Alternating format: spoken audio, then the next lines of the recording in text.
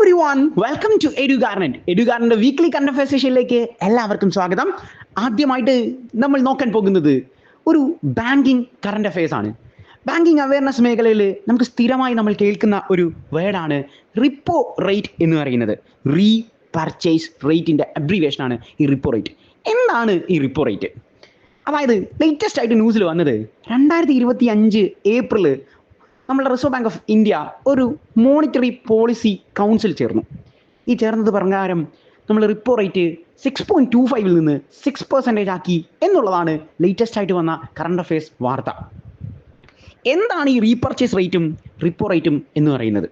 Repurchase റേറ്റിൻ്റെ അബ്രിവേഷനാണ് repo rate. അതായത് നമ്മളുടെ കയ്യിൽ കാശില്ല എങ്കിൽ നമ്മൾ എന്ത് ചെയ്യും?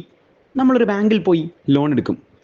നിങ്ങൾ എപ്പോഴെങ്കിലും ചിന്തിച്ചിട്ടുണ്ടോ ബാങ്കുകളുടെ കയ്യിൽ കാശില്ലെങ്കിൽ അവരെന്ത് ചെയ്യുമെന്നുള്ളത്? കൊമേഴ്ഷ്യൽ ബാങ്കുകളുടെ കയ്യിൽ കാശില്ലെങ്കിൽ ബാങ്ക് സെൻട്രൽ ബാങ്ക് എന്നൊക്കെ അറിയപ്പെടുന്ന റിസർവ് ബാങ്ക് ഓഫ് ഇന്ത്യയിൽ പോയിട്ട് അവർ കടമെടുക്കും. അതിന് റിസർവ് ബാങ്ക് ഓഫ് ഇന്ത്യ അവരോട് ചോദിക്കുന്ന പലിശ റേറ്റിനെയാണ് നമ്മൾ എന്ത് വിളിക്കുന്നത്? ഈ റീപർച്ചേസ് റേറ്റ് അല്ലെങ്കിൽ റിപ്പോ റേറ്റ് എന്ന് പറയുന്നത്. അപ്പോൾ ഇപ്പോഴത്തെ റിപ്പോ റേറ്റ് എന്ന് പറയുന്നത് 6% ആണ് എന്നുള്ള കാര്യം ഓർത്തുകൊള്ളുക. ഇനി അവരുടെ കയ്യിൽ എക്സസ് ആയിട്ടുള്ള പൈസ ഉണ്ട് എന്ന് വിചാരിക്കുക. അതായത് നമ്മുടെ കൊമേഴ്ഷ്യൽ ബാങ്കിൽ എക്സസ് ആയിട്ടുള്ള പൈസ ഉണ്ട്. അപ്പോൾ അവരെന്ത് ചെയ്യും? ഈ പൈസ റിസർവ് ബാങ്കിൽ ഇൻവെസ്റ്റ് ചെയ്യും. അപ്പോൾ അതിന് റിസർവ് ബാങ്ക് നൽകുന്ന ഒന്നാണ് റിവേഴ്സ് റിപ്പോ റേറ്റ് എന്ന് പറയുന്നത്. ഈ റിവേഴ്സ് റിപ്പോ റേറ്റ് ഇപ്പോൾ 3.35 ആണ് എന്നുള്ള കാര്യം കൂടി ഓർത്ത് വെക്കുക. അപ്പം റിസർവ് ബാങ്ക് ഓഫ് ഇന്ത്യ നമുക്ക് വളരെ പ്രധാനപ്പെട്ട ഒരു കോൺസെപ്റ്റാണ്. നമ്മളോട് സ്ഥിരമായി എക്സാമുകൾക്ക് ചോദിക്കുന്ന ഒരു പാറ്റേൺ ആണ് reserve bank of India. R ബിയുടെ ഹെഡ്ക്വാർട്ടേഴ്സ് സ്ഥിതി ചെയ്യുന്നത് ഇന്ത്യയുടെ ഫിനാൻഷ്യൽ ക്യാപിറ്റലാണ്. നമ്മളുടെ ആർ ബിയുടെ ഇപ്പോഴത്തെ ഗവർണർ എന്ന് പറയുന്നത് സഞ്ജയ് മൽഹോത്രയാണ്. എക്സാമുകൾക്ക് ആർ ബി ഗവർണറുമായി ബന്ധപ്പെട്ട് സ്ഥിരമായ ചോദ്യങ്ങൾ വരുന്നത്, what is the chronological order of Sanjay Malhotra among the governor's of reserve bank of India?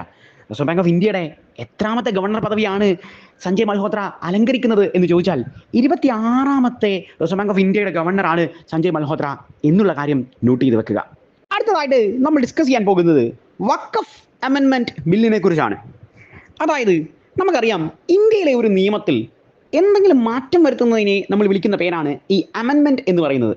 ചിലപ്പോൾ അത് അഡീഷൻ ആയിരിക്കും, ചിലപ്പോൾ അത് സബ്സ്ട്രാക്ഷൻ ആയിരിക്കും. എല്ലാത്തിനെയും നമ്മൾ വിളിക്കുന്നത് അമെൻമെന്റ് എന്ന് പറയുന്ന കോൺസെപ്റ്റാണ്.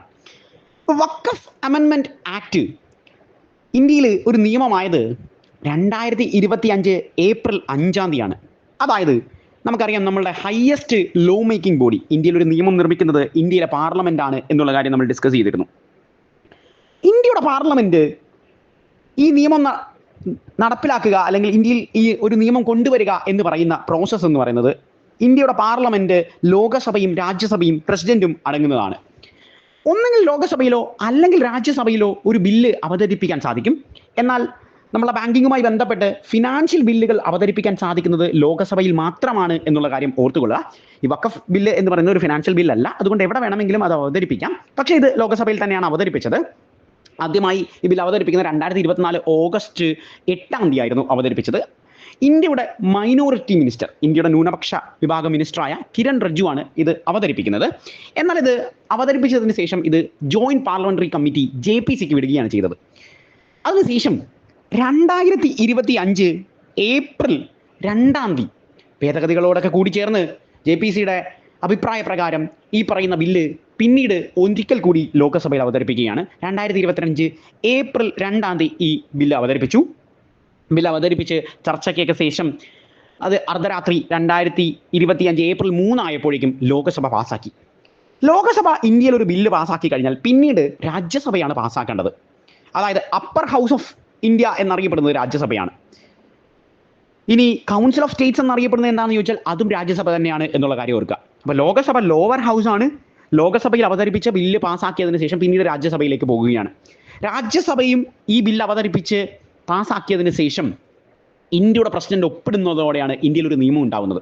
അപ്പോൾ 2025 ഏപ്രിൽ 2 ലോകസഭയിൽ അവതരിപ്പിക്കുകയും 3 ഈ ബില്ല് പാസ്സാക്കുകയും ചെയ്തു. 4 ഇത് രാജ്യസഭയിൽ അവതരിപ്പിച്ചു.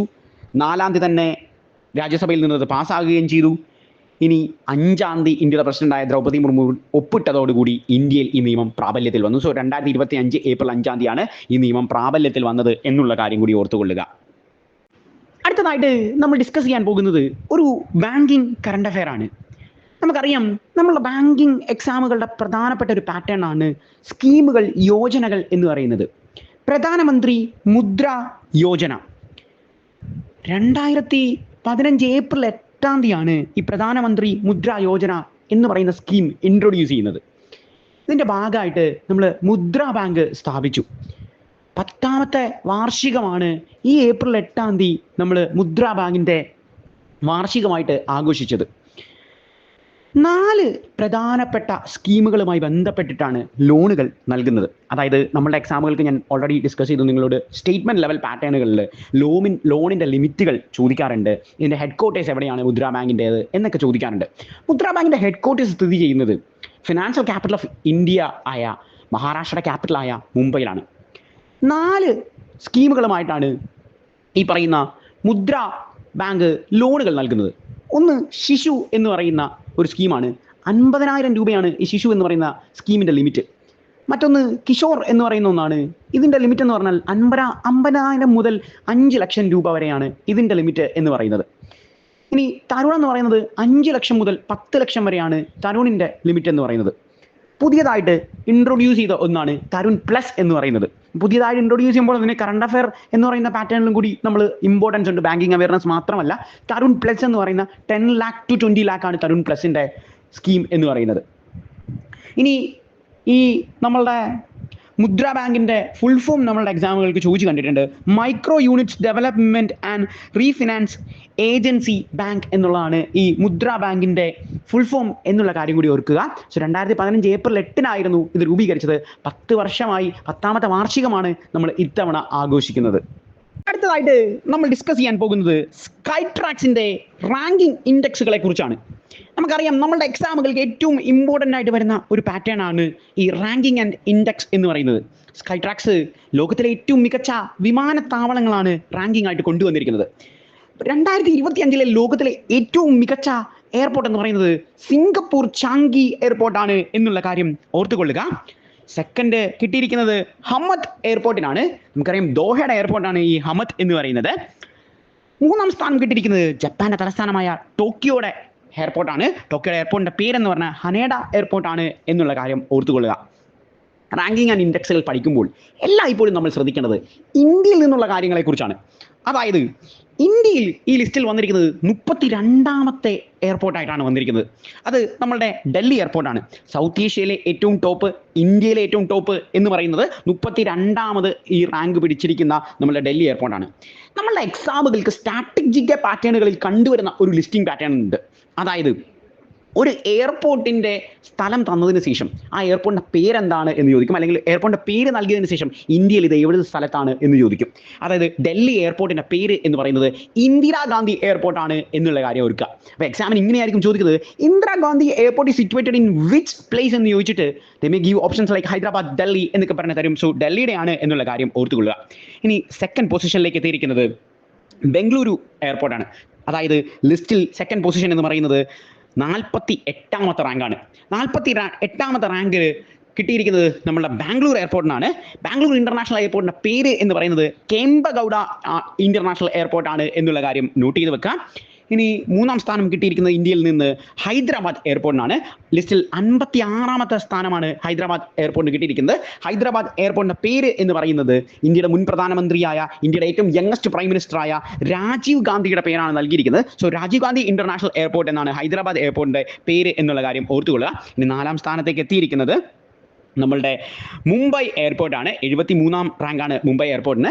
മുംബൈ എയർപോർട്ടിന് നമ്മൾ നൽകിയിരിക്കുന്ന പേര് എന്ന് പറയുന്നത് ഛത്രപതി ശിവാജിയുടെ പേരാണ് എന്നുള്ള കാര്യം ഓർക്കുക. ഛത്രപതി ശിവാജി ഇന്റർനാഷണൽ എയർപോർട്ടാണ് മുംബൈ എയർപോർട്ട് എന്നുള്ള കാര്യം ഓർക്കുക. അപ്പോൾ ഈ റാങ്കുകൾ ഓർത്തില്ലെങ്കിലും ഇന്ത്യയിലെ ഈ എയർപോർട്ടുകൾ എവിടെയൊക്കെയാണ് എന്നുള്ള കാര്യം ഓർക്കുക. കാരണം സ്ട്രാറ്റജിക്കൽ സ്ഥിരമായി ചോദിക്കുന്ന ഒരു പാറ്റേൺ ആണ്. അതായത് ഛത്രപതി ഇന്റർനാഷണൽ എയർപോർട്ട് ഇന്ത്യയിൽ ഏത് സ്റ്റേറ്റിലാണ് അല്ലെങ്കിൽ ഏത് പ്ലേസിലാണ് എന്ന് ചോദിച്ചാൽ ഇത് മുംബൈയിലാണ് എന്നുള്ള കാര്യം ഓർക്കുക.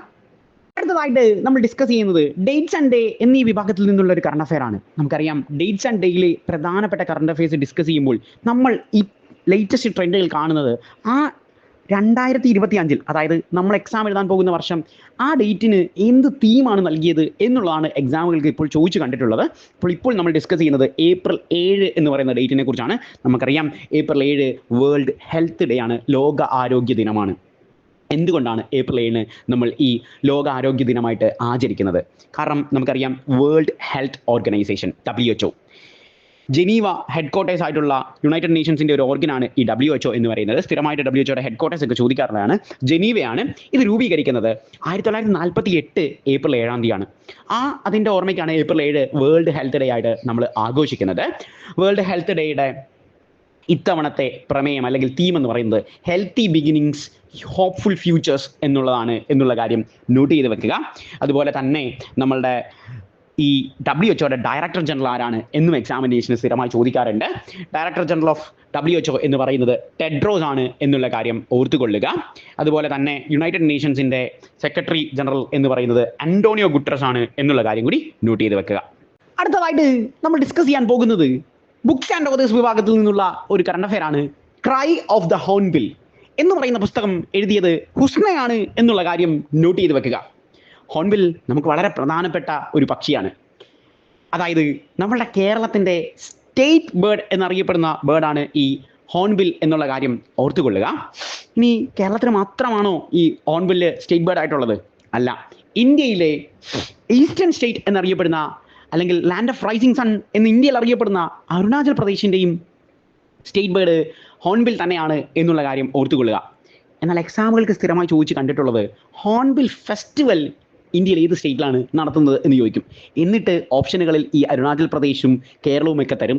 എന്നാൽ ഹോൺബിൽ ഫെസ്റ്റിവൽ നടത്തുന്നത് നാഗാലാൻഡുകാരാണ് എന്നുള്ള കാര്യം നോട്ട് ചെയ്ത് വെക്കുക. അടുത്തതായിട്ട് നമ്മൾ ഡിസ്കസ് ചെയ്യാൻ പോകുന്നത് ഇന്ത്യയുടെ ഫസ്റ്റ് ആർട്ടിഫിഷ്യൽ സാറ്റലൈറ്റ് ആയ ആര്യഭട്ടയെ കുറിച്ചാണ്. നമുക്കറിയാം 1975 ഇന്ത്യയുടെ ഫസ്റ്റ് ആർട്ടിഫിഷ്യൽ സാറ്റലൈറ്റ് ആയിട്ടുള്ള ആര്യഭട്ട നമ്മൾ ലോഞ്ച് ചെയ്യുന്നത്. ഈ 2025 അതിൻ്റെ 50ാമത്തെ വാർഷികം നമ്മൾ ആചരിച്ചു. അതുകൊണ്ടാണ് നമ്മൾ 1975 ഇന്ത്യയുടെ ഫസ്റ്റ് ആർട്ടിഫിഷ്യൽ സാറ്റലൈറ്റ് ആയ ആര്യഭട്ടയെക്കുറിച്ച് ഡിസ്കസ് ചെയ്തത്. അപ്പോൾ ഓർത്തുകൊള്ളുക, സ്ട്രാറ്റജിക്കൽ സ്ഥിരമായി നമ്മളോട് ചോദിക്കാനാണ് first artificial satellite of India എന്ന് പറയുന്നത് ആര്യഭട്ടയാണ് എന്നുള്ള കാര്യം ഓർക്കുക. അതുപോലെ ഇന്ത്യയുടെ സ്പേസ് റിസർച്ച് ഓർഗനൈസേഷൻ്റെ ഹെഡ്ക്വാർട്ടേഴ്സ് സ്ഥിതി ചെയ്യുന്നത് ബംഗളൂരുവിലാണ് എന്നുള്ള കാര്യം ഓർത്തുകൊള്ളുക. 1969 ISRO നിലവിൽ വരുന്നത് എന്നുള്ള കാര്യം കൂടി നോട്ട് ചെയ്ത് വെക്കുക. അടുത്തതായിട്ട് നമ്മൾ ഡിസ്കസ് ചെയ്യാൻ പോകുന്നത് ഒരു ബാങ്കിങ് കറണ്ട് അഫെയർ ആണ്. പ്രാദേശിക ഗ്രാമീണ ബാങ്കുകളുടെ പ്രവർത്തനങ്ങൾ കാര്യക്ഷമതമാക്കാൻ വേണ്ടി നമ്മളുടെ ഫിനാൻസ് മിനിസ്ട്രി ഈ ബാങ്കുകളെയെല്ലാം ഏകീകരിക്കാൻ തീരുമാനിച്ചു. ഈ ഒരു ഏകീകരിക്കുക എന്നുള്ള സ്കീമിന് അവർ നൽകിയിരിക്കുന്ന പേര് വൺ സ്റ്റേറ്റ് വൺ RRB എന്നുള്ള കോൺസെപ്റ്റാണ്. നമുക്കറിയാം RRB എന്ന് പറയുന്നത് റീജിയണൽ റൂറൽ ബാങ്ക്. ബാങ്കിങ് ആസ്പിറൻസിനെ സംബന്ധിച്ചിടത്തോളം ഏറ്റവും എളുപ്പത്തിലേക്ക് ജോലിയിൽ പ്രവേശിക്കാൻ പറ്റുന്ന ഒരു എക്സാമാണ് ഈ RRB എന്ന് പറയുന്നത്. നിലവിലെ സാഹചര്യത്തിൽ 43 RRBകളാണ് നമുക്കുള്ളത്. അതിൽ നിന്ന് 28 RRBയിലേക്ക് മെർജ് ചെയ്യുക അല്ലെങ്കിൽ അമാൽഗേറ്റ് ചെയ്യുക എന്ന് പറയുന്ന കോൺസെപ്റ്റാണ് റിസർവ് ബാങ്ക് ഓഫ് ഇന്ത്യ കൊണ്ടുവരുന്നത്. ഫിനാൻസ് മിനിസ്ട്രിയാണ് ഇതിൻ്റെ പിന്നിൽ എന്നുള്ള കാര്യം ഓർത്തുകൊള്ളുക. നമുക്കറിയാം RRBകൾ സ്റ്റാർട്ട് ചെയ്യുന്നത്, അതായത് റീജിയണൽ റൂറൽ ബാങ്ക് സ്റ്റാർട്ട് ചെയ്യുന്നത് 1975 ജൂലൈ 30 ഇപ്പോൾ 26 സ്റ്റേറ്റുകളിലേക്കും 2 UTയുമായി കേന്ദ്രീകരിച്ചാണ് ഈ 28 RRBയിലേക്ക് നമ്മൾ അമാൽഗേഷൻ നടത്താൻ തീരുമാനിച്ചിരിക്കുന്നത്. ഇതിൻ്റെ റെഗുലേഷൻസ് നോക്കുന്നത് ഇന്ത്യയുടെ ബാങ്ക്സ് ഓഫ് ബാങ്ക് എന്നറിയപ്പെടുന്ന RBI ആണ്. ഇനി ഇത് സൂപ്പർവൈസ് ചെയ്യുന്നത് നബാർഡാണ്. നമുക്കറിയാം നബാർഡിലേക്കും നമ്മളുടെ എക്സാമുകൾക്ക് അപ്ലിക്കേഷൻസ് വിളിക്കാറുണ്ട്. National bank for agriculture and rural development എന്നാണ് നബാർഡിൻ്റെ ഫുൾ ഫോം എന്നുള്ള കാര്യം ഓർത്തുകൊള്ളുക. നബാർഡ് നിലവിൽ വരുന്നത് 1982 എന്നുള്ള കാര്യം കൂടി നോട്ട് ചെയ്ത് വെക്കുക. സോ ഈ പോളിസിക്ക് നമ്മൾ നൽകിയിരിക്കുന്ന പേര് വൺ സ്റ്റേറ്റ് വൺ RRB. ആയിട്ട് നമ്മൾ ഡിസ്കസ് ചെയ്യാൻ പോകുന്നത് ഫിഫ വിമൻ വേൾഡ് കപ്പുമായി ബന്ധപ്പെട്ടിട്ടുള്ള കറണ്ട് അഫെയർ ആണ്. 2031 ഫിഫ വിമൻ വേൾഡ് കപ്പിൻ്റെ വേദിയായിട്ട് യുണൈറ്റഡ് സ്റ്റേറ്റ്സ് ഓഫ് അമേരിക്കയെ തിരഞ്ഞെടുത്തു എന്നുള്ളതാണ് നമ്മൾ ഡിസ്കസ് ചെയ്യുന്നത്. അതായത് ഈ സ്പോർട്സിലെ ഇവൻറ്റുകളുടെ കറണ്ട് അഫെയർസ് പഠിക്കുമ്പോൾ നമ്മൾ പ്രധാനമായി ശ്രദ്ധിക്കേണ്ടത് നമ്മൾ എക്സാം എഴുതാൻ പോകുന്ന വർഷത്തിൽ ഏതെങ്കിലും ഇവൻറ്റ്സ് നടക്കുന്നുണ്ടോ, അതിന് മുമ്പല്ല എപ്പോഴാണ് നടന്നത്, ഇനി എപ്പോഴാണ് നടക്കുന്നത്, ഇങ്ങനെയാണ് ആ ഇവൻറ്റ്സ് നമ്മൾ സ്പോർട്സ് കറണ്ട് അഫെയർസ് പഠിക്കേണ്ടത്. അതായത് ബാക്കിയുള്ള കറണ്ട് അഫെയർസ് സെഷനിൽ നമ്മളോട് പറഞ്ഞിരിക്കുന്നത് 6 മാസത്തെ കറണ്ട് അഫെയർസ് ബാങ്കിങ്ങിന് പഠിക്കാൻ വേണ്ടിയാണ് പറഞ്ഞിരിക്കുന്നത്. പക്ഷേ സ്പോർട്സിൻ്റെ ഇവൻറ്റ്സ് പഠിക്കുമ്പോൾ മാത്രം ഈ മുൻകൂട്ടിയുള്ളതും ഇതിനു മുമ്പുണ്ടായതും എല്ലാം നമ്മൾ പഠിക്കണം എന്നുള്ള കാര്യം ശ്രദ്ധിക്കണം. അതായത് 2031 FIFA world cup women world cup നടക്കാൻ പോകുന്നത് യുണൈറ്റഡ് സ്റ്റേറ്റ്സ് ഓഫ് അമേരിക്കയിലാണ്. 2035 നടക്കാൻ പോകുന്നത് യുണൈറ്റഡ് കിങ്ഡത്തിലാണ്. ഇനി അടുത്തത്, അതായത് നമ്മൾ ഈ എക്സാം എഴുതാൻ പോകുന്ന ടൈമിൽ ഇനി അടുത്ത വേൾഡ് കപ്പ് നടക്കാൻ പോകുന്ന സത്യത്തിൽ 2027 നമുക്കറിയാം 4 കൊല്ലം കൂടുമ്പോഴാണ് ഈ പറയുന്ന വേൾഡ് കപ്പ് നടക്കുന്നത്. അപ്പോൾ 2027 ഡേറ്റ് ഓൾറെഡി നേരത്തെ ഡിക്ലെയർ ചെയ്താണ്. ഇപ്പോൾ ഡിക്ലെയർ ചെയ്തത് 2031 USA ആണ്. അപ്പോൾ 2027 ബ്രസീലിൽ വെച്ചാണ് വിമൻ ഫിഫ വേൾഡ് കപ്പ് നടക്കാൻ പോകുന്നത് എന്നുള്ള കാര്യം ഓർക്കുക. അപ്പോൾ ഇതിന് മുമ്പുള്ള 2023 വേൾഡ് കപ്പ് നടന്നത്. അതായത് 27 ആണ് അടുത്ത് നടക്കാൻ പോകുന്നത്. അപ്പോൾ ഇതിന് മുമ്പ് 4 വർഷം എന്ന് പറഞ്ഞാൽ 2023 അവസാനമായിട്ട് വേൾഡ് കപ്പ് നടന്നത്. അതിൻ്റെ വേദി എന്ന് പറയുന്നത് ഓസ്ട്രേലിയയും ന്യൂസിലാൻഡുമായിരുന്നു. അതിലെ വിജയികൾ എന്ന് പറയുന്നത് സ്പെയിൻ ആയിരുന്നു എന്നുള്ള കാര്യം കൂടി ഒന്ന് ഓർത്തു വെക്കുക. അടുത്തതായിട്ട് നമ്മൾ ഡിസ്കസ് ചെയ്യാൻ പോകുന്നത് പുതിയ പാമ്പൻ പാലത്തെക്കുറിച്ചാണ്. ഇന്ത്യയിലെ ആദ്യത്തെ വെർട്ടിക്കൽ ലിഫ്റ്റ് സീ ബ്രിഡ്ജ് എന്ന ഖ്യാതി കിട്ടിയിരിക്കുന്നത് നമ്മളുടെ തമിഴ്നാട്ടിലെ രാമേശ്വരത്തിലെ പാമ്പൻ പാലത്തിനാണ് എന്നുള്ള കാര്യം ഓർത്തുകൊള്ളുക. പാമ്പൻ പാലം 2025 ഏപ്രിൽ 6 ഇന്ത്യയുടെ പ്രധാനമന്ത്രിയായ നരേന്ദ്രമോദിയാണ് ഉദ്ഘാടനം ചെയ്തത്. ഇതിൻ്റെ നീളം എന്ന് പറയുന്നത് 2 കിലോമീറ്റർ ആണ് എന്നുള്ള കാര്യം ഓർത്തുകൊള്ളുക. എക്സാക്ട്ലി പറഞ്ഞാൽ 2.07 കിലോമീറ്റർ ആണ് നമ്മളുടെ പുതിയ പാമ്പൻ പാലത്തിന്റെ നീളം എന്നുള്ള കാര്യം കൂടി ഓർത്തു വെക്കുക. അടുത്തതായിട്ട് നമ്മൾ ഡിസ്കസ് ചെയ്യാൻ പോകുന്നത് ബുക്സ് ആൻഡ് ഓതേഴ്സ് വിഭാഗത്തിൽ നിന്നുള്ള ഒരു കറണ്ട് അഫെയർ ആണ്. Indian parliament shaping foreign policy എന്ന് പറയുന്ന പുസ്തകം എഴുതിയത് KV പ്രസാദ് ആണ് എന്നുള്ള കാര്യം നോട്ട് ചെയ്ത് വെക്കുക. നമുക്കറിയാം നമ്മളുടെ പാർലമെന്റ് എന്ന് പറയുന്നത് ലോകസഭയും രാജ്യസഭയും ഇന്ത്യയുടെ പ്രസിഡന്റും അടങ്ങുന്നതാണ് നമ്മളുടെ പാർലമെന്റ് എന്ന് പറയുന്നത്. നമ്മുടെ highest law making body of India എന്നറിയപ്പെടുന്നതും ഇന്ത്യയുടെ പാർലമെന്റ് തന്നെയാണ് എന്നുള്ള കാര്യം ഓർത്തുകൊള്ളുക. എക്സാമ്പിൾക്ക് സ്ഥിരമായി ചോദിച്ച് കണ്ടിട്ടുള്ളത് പാർലമെന്റ് എന്ന് പറയുന്ന കോൺസെപ്റ്റ് ഇന്ത്യ ഏത് ഭരണഘടനയിൽ നിന്നാണ് കടമെടുത്തിരിക്കുന്നത് എന്ന് ചോദിച്ചു കഴിഞ്ഞാൽ അത് നമ്മളുടെ ബ്രിട്ടീഷ് കോൺസ്റ്റിറ്റ്യൂഷൻ അല്ലെങ്കിൽ UK കോൺസ്റ്റിറ്റ്യൂഷനിൽ നിന്നാണ് കടമെടുത്തിരിക്കുന്നത് എന്നുള്ള കാര്യം കൂടി ഓർത്തു വെക്കുക. അതുപോലെ തന്നെ നമ്മളുടെ എക്സ്റ്റേണൽ അഫയേഴ്സ് മിനിസ്റ്റർ, ഫോറിൻ മിനിസ്റ്റേഴ്സിനെയാണ് നമ്മൾ എക്സ്റ്റേണൽ അഫയേഴ്സ് മിനിസ്റ്റേഴ്സ് എന്ന് പറയുന്നത്. എക്സ്റ്റേണൽ അഫയേഴ്സ് മിനിസ്റ്ററിന്റെ ക്യാബിനറ്റ് മിനിസ്റ്റർ എന്ന് പറയുന്നത് S ജയശങ്കർ ആണ് എന്നുള്ള കാര്യം കൂടി നോട്ട് ചെയ്ത് വെക്കുക. അടുത്തതായിട്ട് നമ്മൾ ഡിസ്കസ് ചെയ്യാൻ പോകുന്നത് കമ്മ്യൂണിസ്റ്റ് പാർട്ടി ഓഫ് ഇന്ത്യ മാർക്സിസ്റ്റ് CPM മൂവ്മെന്റിന്റെ മധുരൈ പാർട്ടി കോൺഗ്രസുമായി ബന്ധപ്പെട്ടിട്ടുള്ള ഒരു കറണ്ട് അഫെയർ ആണ്. CPMന്റെ പുതിയ ജനറൽ സെക്രട്ടറി ആയിട്ട് MA ബേബിയെ തിരഞ്ഞെടുത്തു എന്നുള്ള വാർത്തയാണ് നമ്മൾ ഡിസ്കസ് ചെയ്യുന്നത്. സീതാറാം യെച്ചൂരിയെ റീപ്ലേസ് ചെയ്തുകൊണ്ടാണ് MA ബേബി കമ്മ്യൂണിസ്റ്റ് പാർട്ടി ഓഫ് ഇന്ത്യ മാർക്സിസ്റ്റിന്റെ ജനറൽ സെക്രട്ടറി പദവിയിലേക്ക് എത്തിയിരിക്കുന്നത് എന്നുള്ള കാര്യം ഡിസ്കസ് ചെയ്യുക. CPM ഇന്ത്യയിലെ ഒരു നാഷണൽ പൊളിറ്റിക്കൽ പാർട്ടിയാണ്. അതായത് ഇന്ത്യയുടെ ചീഫ് ഇലക്ഷൻ കമ്മീഷണർ അടങ്ങുന്ന ചീഫ് ഇലക്ഷൻ കമ്മീഷണറും ഇലക്ഷൻ കമ്മീഷണേഴ്സും അടങ്ങുന്ന ഇലക്ഷൻ കമ്മീഷണർ എന്ന് പറയുന്ന ഭരണഘടനാ പദവിയാണ് ഇന്ത്യയിലെ പാർട്ടികൾക്ക് സ്റ്റേറ്റ് പാർട്ടി, നാഷണൽ പാർട്ടി എന്നീ അംഗീകാരങ്ങൾ നൽകുന്നത്. ഇന്ത്യയിൽ മൊത്തം 6 നാഷണൽ പാർട്ടികളാണ് ഉള്ളത്. ഒന്ന് ഇന്ത്യ ഭരിക്കുന്ന party Bharatiya Janata party BJP. രണ്ടാമത്തെ ഇന്ത്യയിലെ ഏറ്റവും വലിയ പ്രതിപക്ഷ പാർട്ടിയായ ഇന്ത്യൻ നാഷണൽ കോൺഗ്രസ്. കേരളം ഭരിക്കുന്ന കമ്മ്യൂണിസ്റ്റ് പാർട്ടി ഓഫ് ഇന്ത്യ മാർക്സിസ്റ്റ്. ഉത്തർപ്രദേശിലെ ബഹുജൻ സമാജ്വാദി പാർട്ടി BSP. പഞ്ചാബിന്റെ ചീഫ് മിനിസ്റ്ററായ ഭഗവന്ത് മാന്റെ പാർട്ടിയായ ആം ആദ്മി പാർട്ടി. നോർത്ത് ഈസ്റ്റേൺ സ്റ്റേറ്റുകളുടെ പാർട്ടിയായ പീപ്പിൾസ് പാർട്ടി. ഈ 6 പാർട്ടികളാണ് ഇന്ത്യയിൽ നാഷണൽ അംഗീകാരമുള്ള പാർട്ടികൾ എന്നുള്ള കാര്യം ഓർത്തുകൊള്ളുക. ഇന്ത്യയുടെ ഇപ്പോഴത്തെ ചീഫ് ഇലക്ഷൻ കമ്മീഷണർ എന്ന് പറയുന്നത് ഗ്യാനേഷ് കുമാറാണ്. 26ാമത്തെ ചീഫ് ഇലക്ഷൻ കമ്മീഷണർ ആയിട്ടാണ് ഗ്യാനേഷ് കുമാറിനെ അപ്പോയിന്റ് ചെയ്തത് എന്നുള്ള കാര്യം കൂടി ഡിസ്കസ് ചെയ്യുക. ഗ്യാനേഷ് കുമാറിന്റെ പ്രത്യേകത എന്താണ് എന്ന് വെച്ച് കഴിഞ്ഞാൽ ഇന്ത്യയിൽ പുതിയതായിട്ടാണ് ഒരു കമ്മിറ്റി രൂപീകരിച്ചിട്ട് ഈ പറയുന്ന ചീഫ് ഇലക്ഷൻ കമ്മീഷണറെ അപ്പോയിന്റ് ചെയ്തത്. കമ്മീഷണറെ അപ്പോയിന്റ് ചെയ്യുന്നത് എല്ലായ്പ്പോഴും ഇന്ത്യയുടെ പ്രസിഡന്റ് ആയിരിക്കും. പക്ഷേ ഒരു കമ്മിറ്റിയാണ് ഈ പേര് നിർദ്ദേശിക്കുന്നത്. അതായത് ഇതിനു മുൻപ് സുപ്രീം കോടതി ചീഫ് ജസ്റ്റിസും കൂടി ഈ കമ്മിറ്റിയിൽ ഉണ്ടായിരുന്നു. എന്നാൽ ഇത്തവണ 3 പേർ മാത്രമായിരുന്നു ഈ കമ്മിറ്റിയിൽ ഉണ്ടായിരുന്നത്. അതായത് ഒന്ന് ഇന്ത്യയുടെ പ്രധാനമന്ത്രി, ഒന്ന് ഇന്ത്യയിലെ ഒരു ക്യാബിനറ്റ് മിനിസ്റ്റർ, മറ്റൊന്ന് ഇന്ത്യയിലെ പ്രതിപക്ഷ നേതാവായ രാഹുൽ ഗാന്ധി. ഇവർ 3 പേരുമായിരുന്നു ഈ കമ്മിറ്റിയിൽ ഉണ്ടായിരുന്നത്. അപ്പോൾ ഈ കമ്മിറ്റിയാണ് രാഹുൽ ഗാന്ധിജിയുടെ വിയോജനക്കുറിപ്പോടുകൂടി ഗ്യാനേഷ് കുമാറിനെ ചീഫ് ഇലക്ഷൻ കമ്മീഷണറായിട്ട് അപ്പോയിന്റ് ചെയ്തിരിക്കുന്നത്. സോ ആദ്യമായിട്ടാണ് ഈ പറയുന്ന കമ്മിറ്റിയിൽ നിന്ന് സുപ്രീം കോടതി ചീഫ് ജസ്റ്റിസിനെ ഒഴിവാക്കിയതിനു ശേഷം കമ്മിറ്റി രൂപീകരിച്ചതിന് ശേഷം ഇന്ത്യയിൽ ചീഫ് ഇലക്ഷൻ കമ്മീഷണർ എത്തിയിരിക്കുന്നത് എന്നുള്ള കാര്യം കൂടി നോട്ട് ചെയ്ത് വെക്കുക. അടുത്തതായിട്ട് നമ്മൾ ഡിസ്കസ് ചെയ്യാൻ പോകുന്നത് ഒരു അപ്പോയിന്റ്മെന്റുമായി ബന്ധപ്പെട്ടിട്ടുള്ള കറണ്ട് അഫെയർ ആണ്. ബോംബെ സ്റ്റോക്ക് എക്സ്ചേഞ്ച് BSE. ബോംബെ സ്റ്റോക്ക് എക്സ്ചേഞ്ചിന്റെ പുതിയ ഡെപ്യൂട്ടി CIO ആയിട്ട് നിയമിച്ചിരിക്കുന്നത് വിരാൽ ദാവദിനെയാണ് എന്നുള്ള കാര്യം നോട്ട് ചെയ്തു വെക്കുക. നമുക്കറിയാം നമ്മളുടെ BSE ബോംബെ സ്റ്റോക്ക് എക്സ്ചേഞ്ചിന്റെ ഹെഡ് ക്വാർട്ടേഴ്സ് സ്ഥിതി ചെയ്യുന്നത് മുംബൈയിലാണ് എന്നുള്ള കാര്യം ഓർത്തുകൊള്ളുക. അടുത്തതായിട്ട് നമ്മൾ ഡിസ്കസ് ചെയ്യാൻ പോകുന്നത് നേപ്പാൾ രാഷ്ട്ര ബാങ്കിന്റെ ആക്ടിംഗ് ഗവർണറായിട്ട് നീലം ദുംഗാന തിമിസീനെ അപ്പോയിന്റ് ചെയ്തു എന്നുള്ള വാർത്തയാണ് നമ്മൾ ഡിസ്കസ് ചെയ്യുന്നത്. നമുക്കറിയാം നേപ്പാൾ ഇന്ത്യയുടെ ഒരു നൈബറിംഗ് നേഷനാണ്. നേപ്പാളിന്റെ ക്യാപിറ്റൽ എന്ന് പറയുന്നത് കാഠ്മണ്ഡു ആണ് എന്നുള്ള കാര്യം ഓർത്തുകൊള്ളുക. ഇനി നേപ്പാളിന്റെ കറൻസി എന്ന് പറയുന്നത് നേപ്പാളീസ് റുപ്പിയാണ് എന്നുള്ള കാര്യം കൂടി നോട്ട് ചെയ്ത് വെക്കുക. ആയിട്ട് നമ്മൾ ഡിസ്കസ് ചെയ്യാൻ പോകുന്നത് സ്പോർട്സുമായി ബന്ധപ്പെട്ടിട്ടുള്ള ഒരു കറണ്ട് അഫയർ ആണ്. 2025 ജാപ്പനീസ് ഗ്രാൻഡ് പ്രിക്സില് കിരീടം നേടിയത് മാക്സ് വെസ്റ്റാപ്പൻ ആണ് എന്നുള്ള കാര്യം നോട്ട് ചെയ്ത് വെക്കുക. ഫോർമുല 1 റേസുമായി ബന്ധപ്പെട്ട വ്യക്തിയാണ് ഈ മാക്സ് വെസ്റ്റാപ്പൻ. റെഡ് ബുള്ളിന്റെ ഫോർമുല 1 റേസിൽ കിരീടം നേടിയ വ്യക്തി കൂടിയാണ് മാക്സ് വെസ്റ്റാപ്പൻ എന്നുള്ള കാര്യം ഓർത്തുകൊള്ളുക. ഇത് 4ാം തവണയാണ് ജാപ്പനീസ് ഗ്രാൻഡ് പ്രിക്സിൽ കിരീടം അദ്ദേഹത്തിന് ലഭിക്കുന്നത് എന്നുള്ള കാര്യം കൂടി ഓർത്തു വെക്കുക.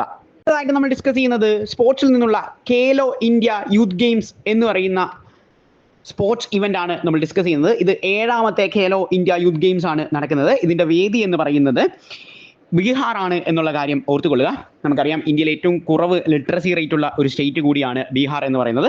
2011 സെൻസസ് പ്രകാരമാണ് നമ്മളിത് ഡിക്ലെയർ ചെയ്യുന്നത്. ഇത് കഴിഞ്ഞിട്ട് ഇന്ത്യയിൽ ഇതുവരെ സെൻസസ് ഉണ്ടായിട്ടില്ല. അതുകൊണ്ട് ആ സെൻസസ് പ്രകാരം ഇന്ത്യയിൽ ഏറ്റവും കുറവ് ലിറ്ററസി റേറ്റ് ഉള്ള സ്റ്റേറ്റ് എന്ന് പറയുന്നത് ബീഹാർ ആണ് എന്നുള്ള കാര്യം കൂടി ഓർത്തുകൊള്ളുക. ഏറ്റവും കൂടുതൽ ലിറ്ററസി റേറ്റ് ഉള്ള സ്റ്റേറ്റ് നമുക്കറിയാം നമ്മളുടെ കേരളമാണ് ഏറ്റവും കൂടുതൽ ലിറ്ററസി റേറ്റ് ഉള്ള സ്റ്റേറ്റ്.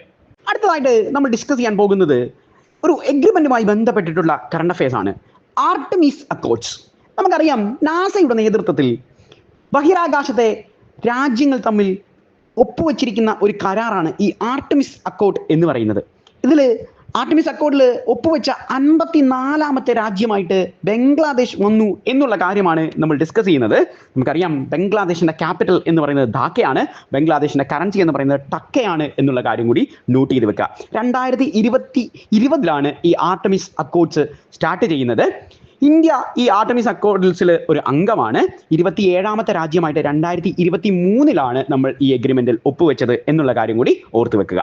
അടുത്തതായിട്ട് നമ്മൾ ഡിസ്കസ് ചെയ്യാൻ പോകുന്നത് ഒരു അവാർഡുമായി ബന്ധപ്പെട്ടിട്ടുള്ള കറണ്ട് അഫയർ ആണ്. ലിസ്ബണിന്റെ സിറ്റി കീ ഓഫ് ഓണർ എന്ന് പറയുന്ന അവാർഡ് നേടിയത് നമ്മുടെ ഇന്ത്യയുടെ പ്രസിഡന്റായ ദ്രൗപദി മുർമു ആണ്. നമുക്കറിയാം supreme chief commander of Indian army, Indian air force, Indian navy എന്നറിയപ്പെടുന്നതും ഫസ്റ്റ് സിറ്റിസൺ എന്നൊക്കെ അറിയപ്പെടുന്നത് നമ്മളുടെ ദ്രൗപദി മുർമു ആണ്. ദ്രൗപദി മുർമുവിന്റെ പ്രത്യേകത എന്ന് പറയുന്നത് ട്രൈബൽ വിഭാഗത്തിൽ നിന്ന് വരുന്ന ഇന്ത്യയുടെ ആദ്യത്തെ പ്രസിഡന്റ് എന്ന് പറയുന്ന ഖ്യാതിയും ദ്രൗപദി മുർമുവിന് തന്നെയാണ്. ഇന്ത്യയിൽ പ്രസിഡന്റ് പദവി അലങ്കരിക്കുന്ന 2ാമത്തെ വനിത ദ്രൗപദി മുർമു ആണ്. ദ്രൗപദി മുർമു ഇതിനു മുമ്പ് ഏത് ഭരണഘടനാ പദവിയിലാണ്, ഏത് കോൺസ്റ്റിറ്റ്യൂഷണൽ ഓഫീസിലാണ് എന്നൊക്കെയുള്ള കാര്യം എക്സാമിന് നമ്മളോട് ചോദിക്കാറുണ്ട്. ദ്രൗപദി മുർമു ഇതിനു മുമ്പ് ജാർഖണ്ഡിന്റെ ഗവർണർ ആയിരുന്നു എന്നുള്ള കാര്യം ഓർത്തുകൊള്ളുക.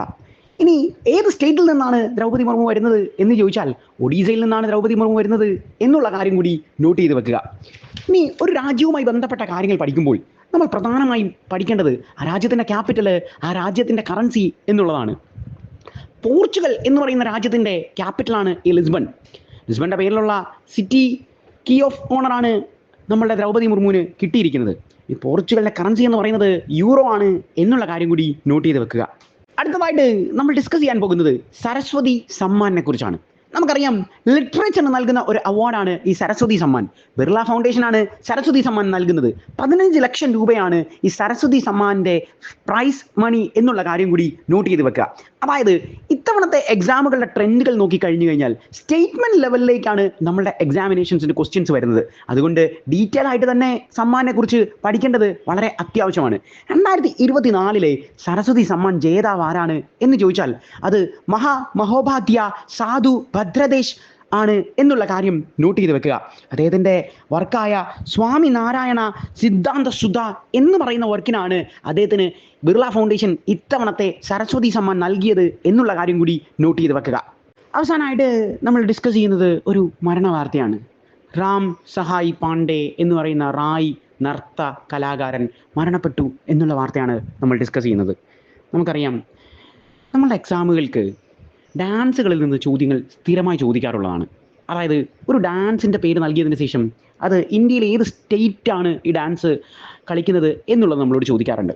അപ്പം റാം സഹായ് പാണ്ഡെയുടെ റായ് എന്ന് പറയുന്ന ഒരു ഫോക്ക് ഡാൻസ് ആണ്. ഈ ഡാൻസ് മധ്യപ്രദേശിലാണ് കളിക്കുന്നത് എന്നുള്ള കാര്യം ഓർത്തുകൊള്ളുക. അതുപോലെ തന്നെ ഇന്ത്യയുടെ ക്ലാസിക്കൽ ഡാൻസുകളിലെ ഇന്ത്യയുടെ നാഷണൽ ഡാൻസ് എന്നറിയപ്പെടുന്ന ഭരതനാട്യമാണ്. ഭരതനാട്യം ഇന്ത്യയുടെ നാഷണൽ ഡാൻസ് ആണെങ്കിലും അത് ഏത് സ്റ്റേറ്റിൻ്റെ ഡാൻസ് ആണെന്ന് ചോദിച്ചാൽ അത് തമിഴ്നാടാണ് എന്നുള്ള കാര്യം ഓർത്തുകൊള്ളുക. നമ്മുടെ കേരളത്തിന് 2 ക്ലാസിക്കൽ ഡാൻസുകളുണ്ട്. ഒന്ന് നമ്മളുടെ മോഹിനിയാട്ടവും ഒന്ന് നമ്മളുടെ കഥകളിയുമാണ് എന്നുള്ള കാര്യം ഓർത്തുകൊള്ളുക. അപ്പോൾ ഇപ്പോൾ നമ്മൾ ഡിസ്കസ് ചെയ്തത് റായി എന്ന് പറയുന്ന ഒരു ഫോക്ക് ഡാൻസ് ആണ്. ഇത് മധ്യപ്രദേശിൻ്റെ ഡാൻസ് ആണ് എന്നുള്ള കാര്യം ഓർക്കുക. ഇതോടുകൂടി എഡ്യൂകാരൻ്റെ വീക്ക്ലി കറണ്ട് അഫയർ സെഷൻ അവസാനിക്കുന്നു. Thank you.